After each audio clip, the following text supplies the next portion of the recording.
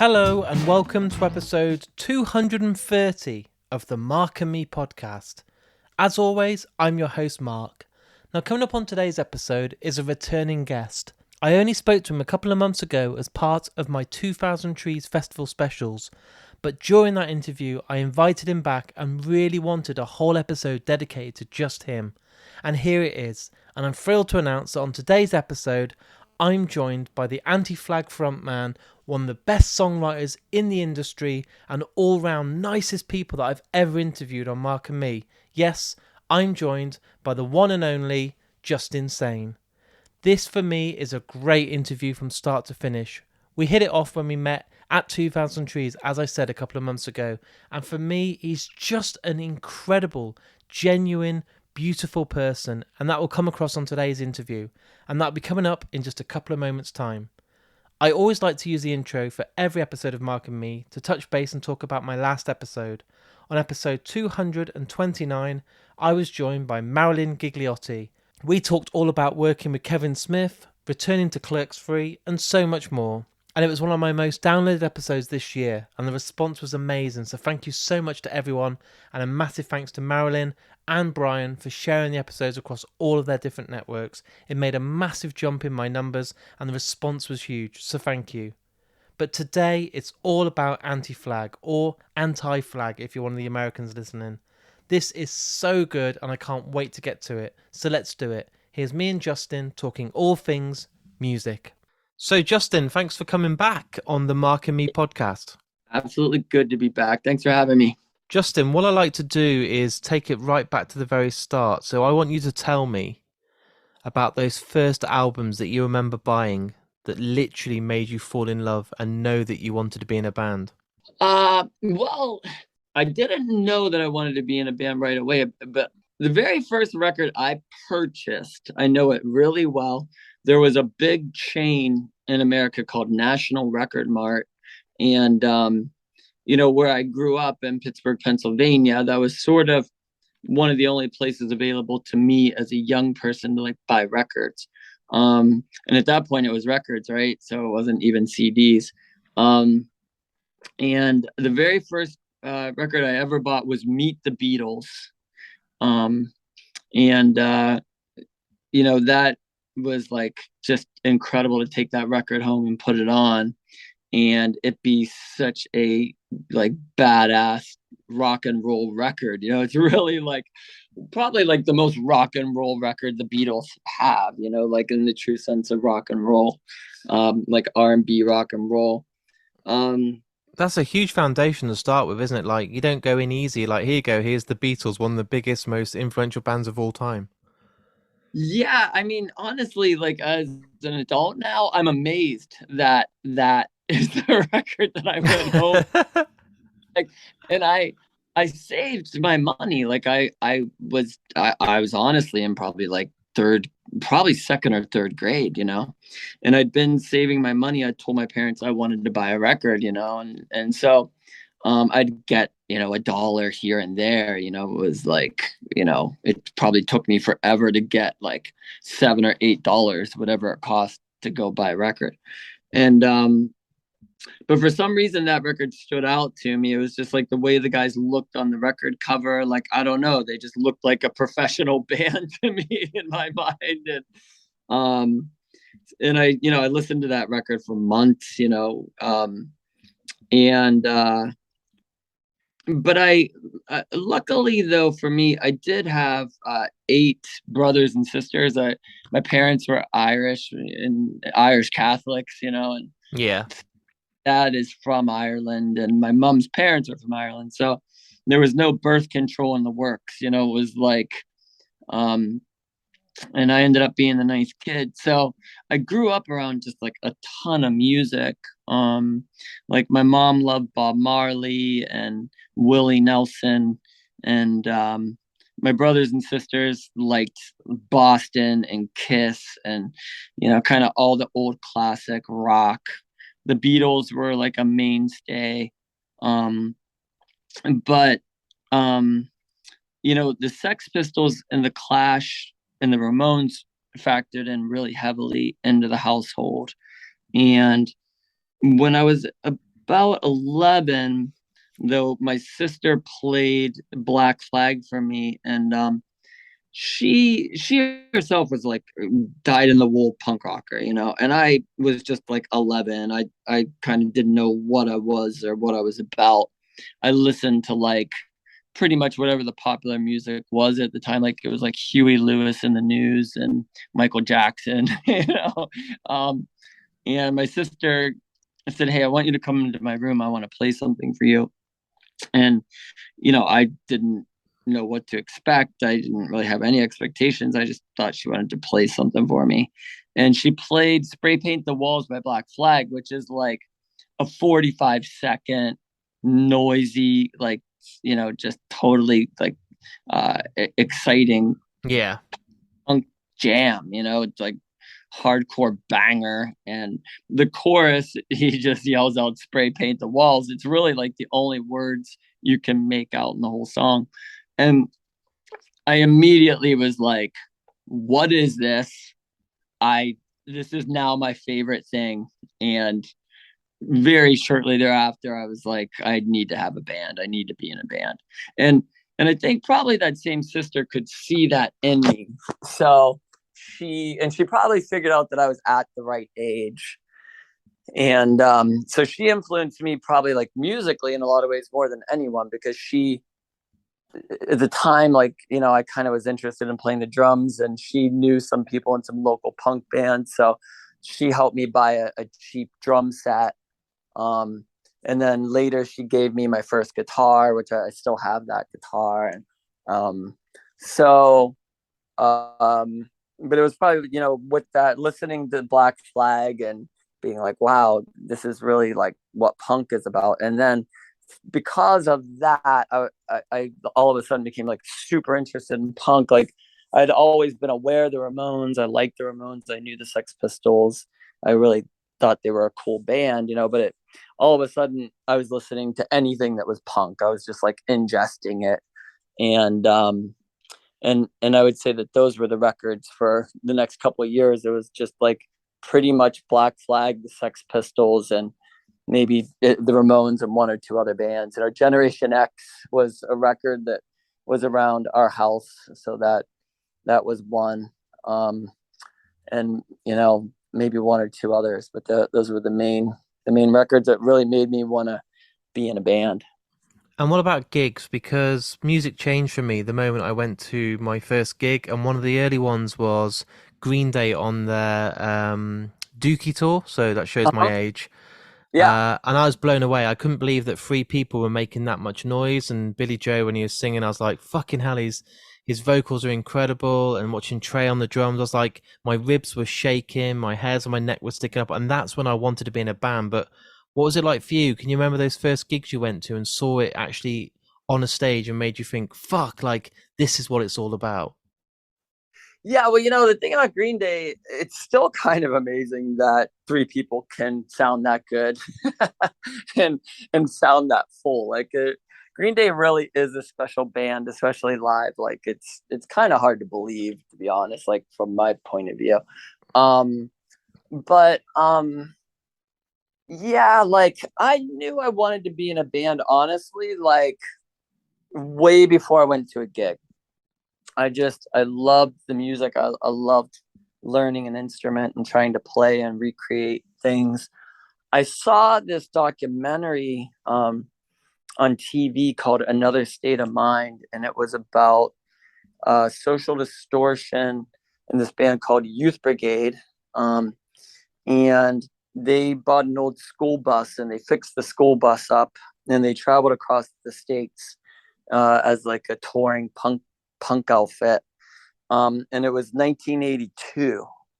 And I saw that, and that really captured my imagination. And that was sort of like the first like underground DIY kind of punk thing I'd ever seen. Like, and it gave me a sense of like what a show must be like. And I had never even gone to a gig yet. And because it wasn't polished, it really showed like what the DIY like underground scene, what it was kind of like to be in a band. And they make it across the states, and they ended up going to DC, and they meet Minor Threat, and they stay at Minor Threat's house. So kind of all the like these really, influential people in punk were sort of in this documentary. I recommend it to anybody because it's really interesting, and it really gives you an insight into like what the early American punk scene was like, and very much like what the punk scene that I grew up in was like. I've literally just written it down on my notebook here. I've just written it down, so I'm downloading that later. Yeah, it's really a very interesting documentary and had so much influence on me. And like as a result, like Social Distortion became like such an important band for me. And Mike Ness's guitar playing is what really made me want to learn how to play guitar and be a lead guitarist. And but the first gig I ever went to was probably shortly thereafter. My sister took me to sort of just the punk place. I mean, it was basically like a squatted building that did DIY shows.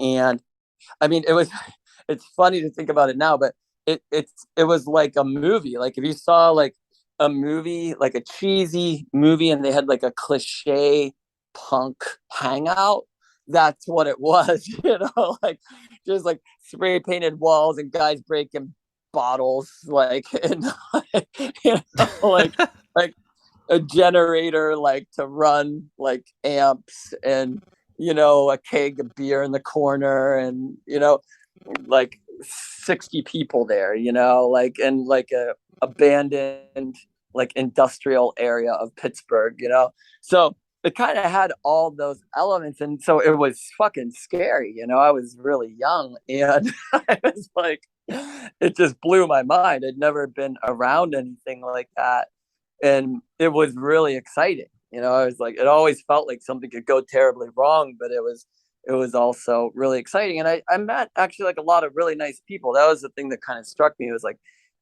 almost everybody there was nice, and some of them were really friendly. Some people were clearly like really fucked up, on drugs or like just crazy, people that felt crazy to me.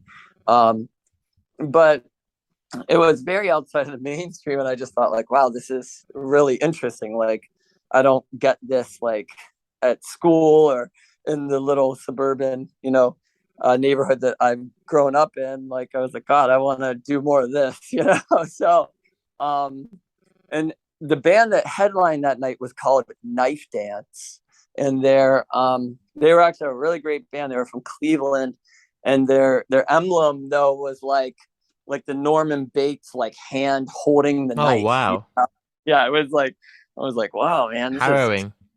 Yeah, it was harrowing. It was like really intense, and then there was another band. They were more of like a post-punk band. They were called My Dad Is Dead, and it was just two guys with a drum machine. And I should actually like look them up because they were pretty cool. They were probably, and they were like good. Like their songs were pretty good.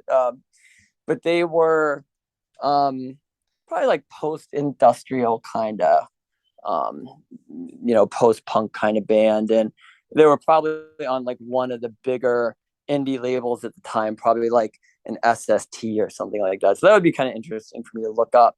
But I was seeing what they were doing, and I just thought like, yeah, I think I could do this. I just have to like find some people who would want to do this with me. So like kind of the quest started there, and my sister was in an early incarnation of Anti-Flag with me, like in the late 80s, but that only lasted for a short time. And then she became a pilot, actually, an airplane pilot, because she was quite older than me. And then at that point, I just started looking around to like different people who were like interested in playing music. And that's when I found our drummer, Pat, because we played on the same soccer team together. We were like, as kids, we were on a pee-wee soccer team together, and I knew he had a drum kit. So I kind of reached out to him, but he was into like Pink Floyd and like, oh right, very different. Yeah, totally different. Like he was like kind of just like your average American suburban kid that listened to rock and roll. And I had to kind of bring him along. Like I played like Fugazi for him, and he thought it was terrible. And I played like 7 Seconds for him, and he told me he was like, yeah, that doesn't have any melody. I played when I played Generation X for him, he told me Billy Idol couldn't sing. It was like Wow. it was pretty funny. Like it was like so foreign to him because he didn't kind of grow up with any other kind of influence other than like Creedence Clearwater Revival and like whatever 70s kind of like rock and roll was playing on the radio in Pittsburgh, because that's Pittsburgh was like a mid-Atlantic, you know, kind of Midwestern Rust Belt town, and that's what's on the radio in those kind of areas. So did you go into it straight away always wanting to sing, or was it something that you just couldn't find a singer, or were you always wanting to be that guy that had the guitar and was able to sing at the same time? Yeah, so I was actually like a drummer at that point, and but I did have a guitar, which I was really bad at. It took me a really, really long time to learn just like the basics of guitar. I just couldn't get it. Um, and but because Pat played drums too, and over time we started hanging out more and more, and we would go to shows together. And he kind of was coming around to punk. He was like starting to see like, oh yeah, I get what you like about this. Um, and so we were like, well, let's have a band together. So at that point, like I had the guitar, and he had the drum set. So I kind of, like you were saying, like I kind of fell into it because it was just a necessity. I mean, going to shows, I'm always blown away. Bands like Billy Talent, when I go and see them, the way that they can come on stage and from the moment they walk on, they've kind of got me. And I think there's a Yeah. lot of pressure on a front man because if you're a bit of a recluse and you stand back and you're not really into it, but even if you're the best singer on the planet, if you're not got that kind of stage presence, it's really hard to kind of captivate an audience. And I've seen you play a few times over in the UK, and you've got it, and you've got what it takes. But is that something that you never take for granted? Because you've kind of got to work at it, haven't you? And always make sure that you keep it, because the crowd and an audience can always see straight through it if you're kind of phoning it in and just kind of half-hearting it. To be totally honest with you, I think I think there's like a couple of different kind of front people that I've interacted with in my life, and um, there's the people that are like they're they're like Zach Della Rocca from Rage Against the Machine. Like Yeah. that guy is charismatic no matter what he's doing. Like he's tying his shoe and he's charismatic. Like it just doesn't matter. Like or Ian McKay, like from Minor Threat, is very similar. Um, and I think like Frank Carter is that way. Like Yeah. he just oozes like a confidence, and I don't think he has to work at it. I just think that's who he is. And um so when they walk on the stage, it just comes with them. It's just and it never goes away. I think that Ben from Billy Talent is that way. Then I think there's like a totally different kind of front person that's like a Joey Ramone, like somebody who is probably like more shy and more a little more reclusive, and but when they walk on stage, it's like the most comfortable place in the world for them. And so they just light up, and I honestly like put myself more in that category. I mean, Yeah. it's not like I can't talk to people or I don't enjoy meeting people. I do. But like I think for me, like actually walking onto a stage, it's like because I was, like definitely like more of an awkward kid growing up and that kind of thing. And just I've always kind of been an outsider in society. Like the stage always felt like a place where I was like, oh, I get this and I feel good here. This is where like this makes sense to me being here. Um, so for me, I always like when I would go on stage, that's just how I felt. And for that reason, I've just always enjoyed walking out on the stage. Do you think it's just part of you? It's just like you said, people like Frank Carter's an incredible example. I've seen him at festivals, and by the time he said hello, everyone tries to be at the front to be close to him. He's just on another Yeah, level. yeah, yeah. But do you still get nervous? Do you go onto that stage thinking, fucking hell, like 2000 Trees was a big festival. Were you thinking, Jesus, like this is, even after all these years, do you still get that kind of empty stomach feeling and like, oh my God, we need to really put on a good show? The only time I get that is if I just don't feel really prepared. If we're like doing a lot of new songs and we haven't really had a chance to like practice them or discuss how we want to do them. Um, under preparation for me is a thing that can lead to some anxiety. Yeah. I'm like our bass player, he just fucking goes. He doesn't give a fuck. He's like, don't worry about it. It's gonna be fine. He just goes. Where I'm a person that like going on the stage, I do like to. I mean, it's funny because we wing it a lot. I think every band does, especially if you're playing out a lot. Like things change and you're trying new things all the time. So you have to wing it. But that's when I feel anxiety about going on stage. Otherwise, like it's the easiest thing in the world for me. Like it's like and I mean we played a festival in Poland for like 350,000 people. Like we were just like right in the swing of like our set. Like we were like right in the middle of our tour, and like we had a headline set that we were playing, and it was just so automatic to me. And I really just enjoyed the fact that we were in front of that many people. I don't even think it occurred to me to like be nervous because I just felt really confident about what we were doing. And I always like have this attitude that like no matter what your circumstances are when you do a show, you should always do your show. Like, and sometimes like you'll play a festival or something and they'll want to put certain restrictions on you or say, hey, you can't do this, or you can't say that, or whatever. And I always like remind the guys before we go on with a show like that, like, hey, let's just go do our show and don't even think about any of that stuff. Because like the minute I think that you start catering your show to somebody else for whatever agenda they have, that's when you're talking about like that authenticity that people can see Yeah, through. exactly that. Yeah, like and I've seen it happen. It's happened to us like many years ago, which is why I'm really adamant about it. Like you really have to be true to what you're there to do and just who you are. And if you're not, then just stay home.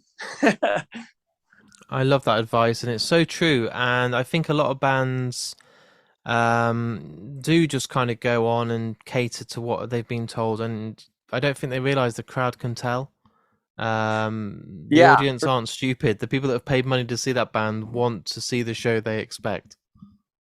Yeah, and people, especially like the core people who go to gigs, like I mean, they've seen a lot of shows. Like they're like they have an intelligence about them when it comes to seeing music because they love it. Like I'm one of those people. Like I see a lot of different stuff, and like you can kind of tell when a band's just like phoning it in or it's not real. Or so I will say, like I think most people when they join bands, there is for a lot of people, especially like a rock and roll band or of that coming out of that world, like there is kind of like this anti-authoritarian streak in those kind of people anyway. So I think they kind of tend to they're in a band because they want to be themselves, and Yeah.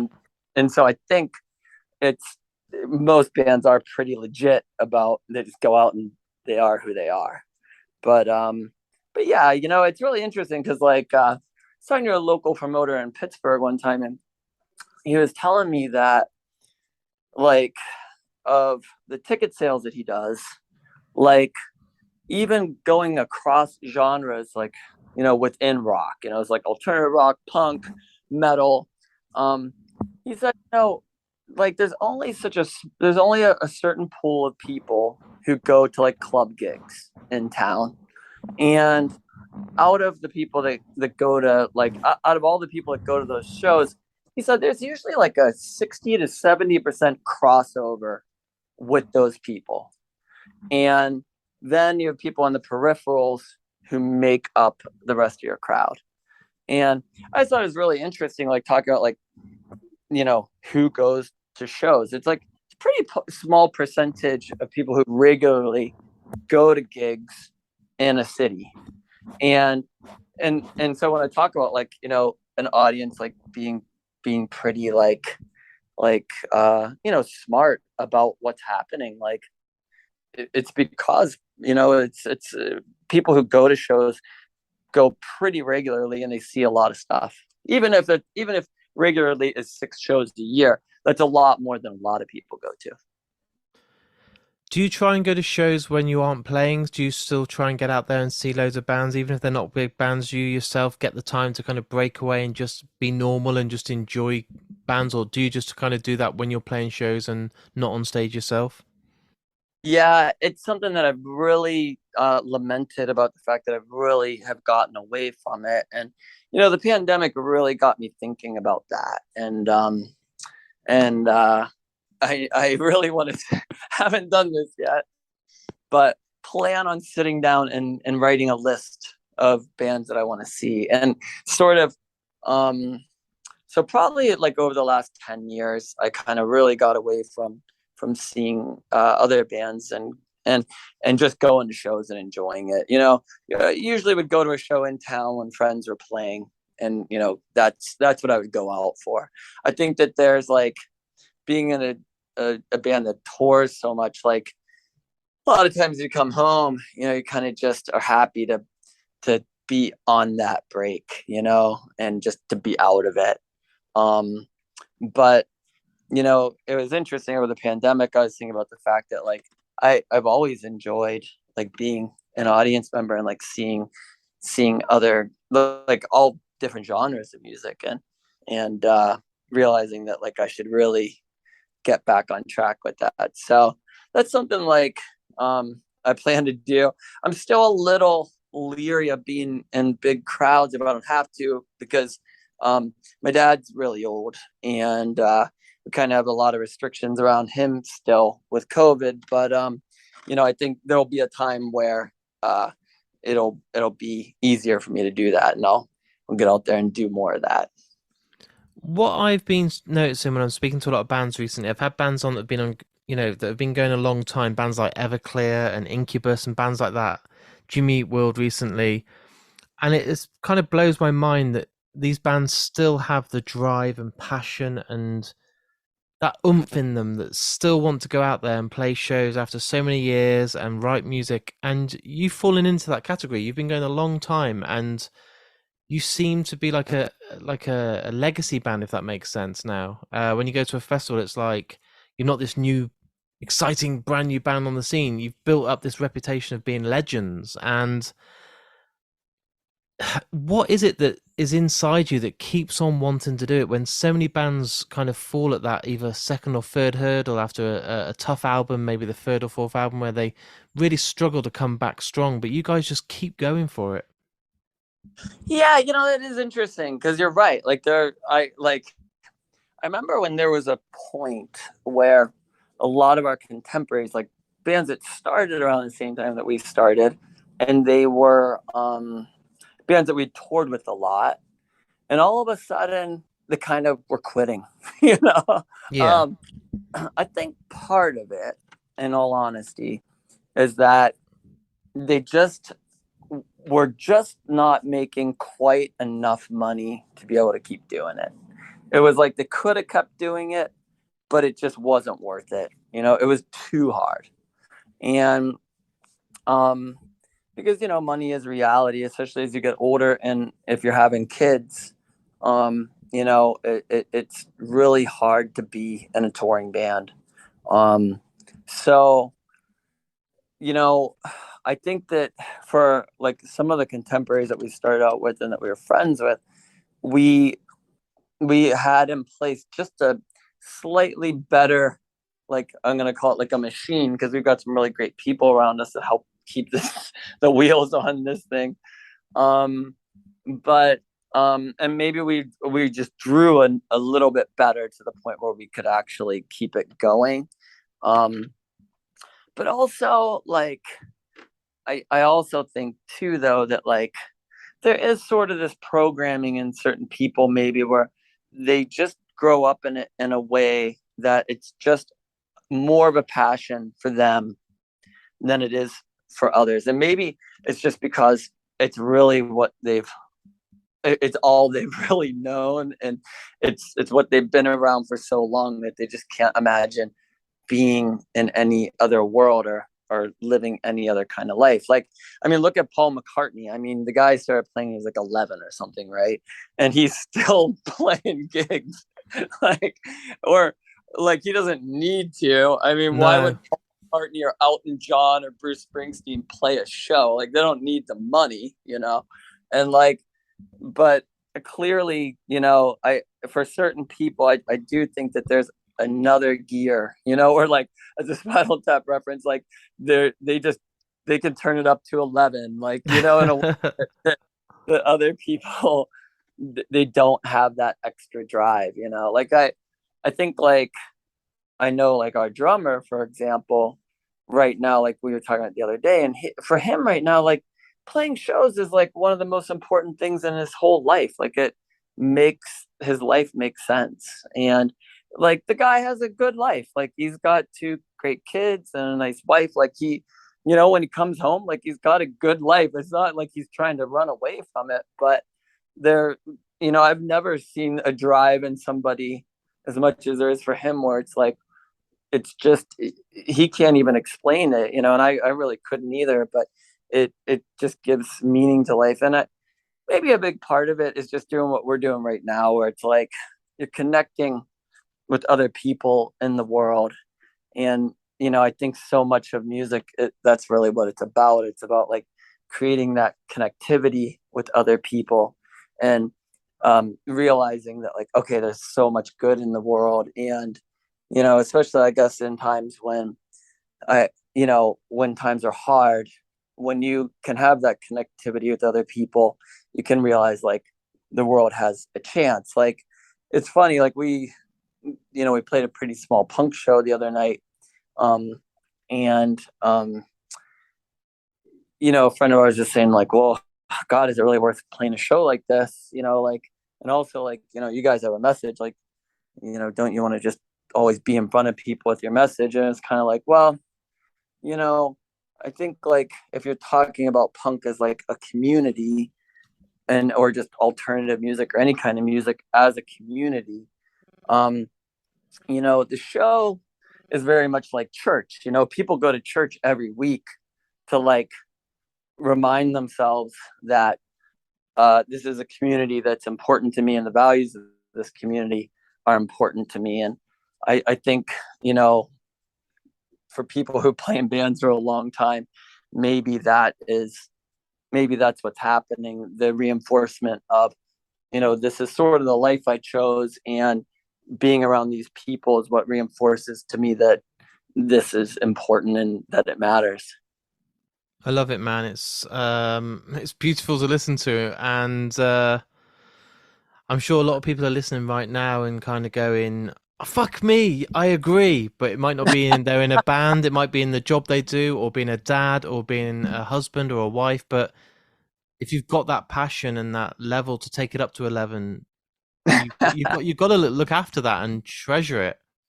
Yeah, for sure. I 100% agree. When we spoke, and you might remember this at 2000 Trees, I always end the interviews with asking any guest that's been on, and we're over 225 episodes now, but you get to choose the outro piece of music. And I can't even remember on the spot what you chose, but I remember it was Poppy. It was a female American singer. It was very different to other stuff that I imagined. I bet it was it Carly Rae Jepsen. It was Carly Rae Jepsen. That was exactly it. And I was blown away because I was expecting you to pick some punky, dark, either old metal track, but no, you were like, let's have some fun. And it was so random because we had this 2000 Trees special with, like, Jimmy Eat World and Thrice and all these bands, and then it ended with Carly Rae Jepsen. And I'm putting you on the spot again, dude. So what would you love this time around to end today's episode on? Well, since we were talking about our drummer and his phone rang while we were doing this episode, so maybe that's why it was in my subconscious. But I'm gonna say Bob Seger, Against the Wind. I think Wow. that track will will capture some of what we've been talking about today. That's amazing. And again, one that I would never imagine in a million years. You're always going to keep surprising me, but it's an absolute pleasure to have you back on, my friend, and I'm looking forward Yeah. to Lies They Tell Our Children. It's a while away yet, but Awesome. it's gonna be exciting. I hope that you guys are over in the UK so we can catch up and Yeah, absolutely. Please reach out because we will be. Yeah. So that's please do. amazing. And thanks so much for coming back on, man. And you sound so full of life. And every time I speak to you, I always like end our call or end our interview, and I'm always like inspired. I feel like picking up a notepad and writing again. So thanks so much for coming on. Well, please do pick up that notepad and start writing. I love it. I will do. And I'm going to watch that documentary, and I'm going to, yeah, it's all good, man. amazing. Yeah, great talking to you. Right back at you. Take good care, and hopefully we'll see you next year. So there it is. There's my interview with me and the amazing Justin. And he honestly is one of my favourite guests, and I'm so glad that we got to make it work, that he came back on for his own episode. But do go back and check out his last appearance at the 2000 Trees Festival specials, because that also is magic, and I just absolutely love him. We hit it off straight away, the chemistry's there, and he is genuinely one of my favourite people. I really hope he comes back on again next year, and I can't wait for new music from Anti-Flag, and hopefully a British tour, and so many festival dates next summer. If you've enjoyed today's episode, the episodes will always be free, but all I ask in return for listening to today is just to hit that retweet button if you see it on Twitter, to hit the share button on Facebook, or why not put it on your stories on Instagram. It goes a long way. One of your friends or followers might just see it and go, I'll check it out. They listen to the interview, they go back and listen to all 229 other episodes, and then they're there for the ride. They stick around for all future episodes. And that is publicity that money can't buy. So please, if you've enjoyed today, hit that retweet button. Also, I do have a Patreon account, and the link for that is on markandme.com. This podcast, like I said, will always be free. But if you can afford maybe £2 a month, what you'll get in return is me giving you at least 2 episodes every week. Thanks to my friends at Richer Sounds, you'll have an opportunity to win some incredible prizes. This month, you'll be getting an exclusive episode just for Patreon. When you sign up, you get a Mark and Me badge, you get some stickers, and honestly, I'll always give you lots of surprise gifts, as many prize giveaways as I can, and all the money that you give into Mark and Me goes right back into the podcast. I don't pay myself, it buys equipment, allows me to host the podcast on all these different directories, and travel the country to record more and more face-to-face interviews, so you guys at home get better quality and more podcasts. Like I said, the link's on markandme.com, and every single bit that you can donate to Mark and Me goes a massive way. I'll be back in only a few days' time with a brand new episode. So until then, look after yourself, listen to Anti-Flag, take care, and I'll speak to you all very soon.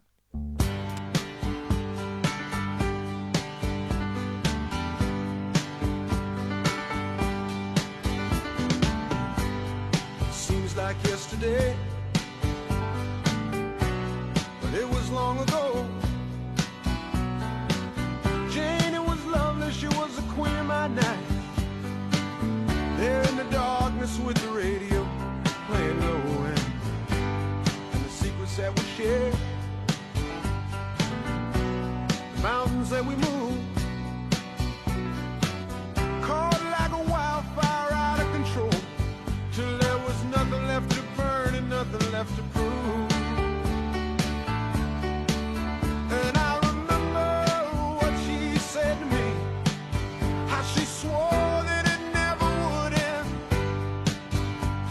I remember how she held me oh so tight. Wish I didn't know now what I didn't know then. Against the wind, we were running against the wind.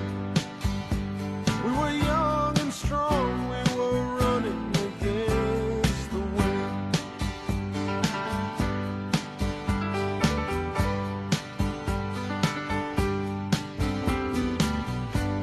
And the years rolled slowly past, and I found myself alone, surrounded by strangers I thought were my friends. found myself further and further from my home, and I guess I lost my way. There were oh so many roads. I was living to run and running to live.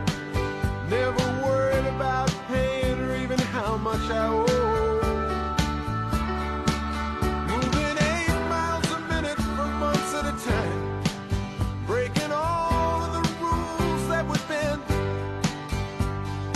I began to find myself searching for shelter again and again. Against the wind, little something against the wind. I found myself seeking shelter against the wind.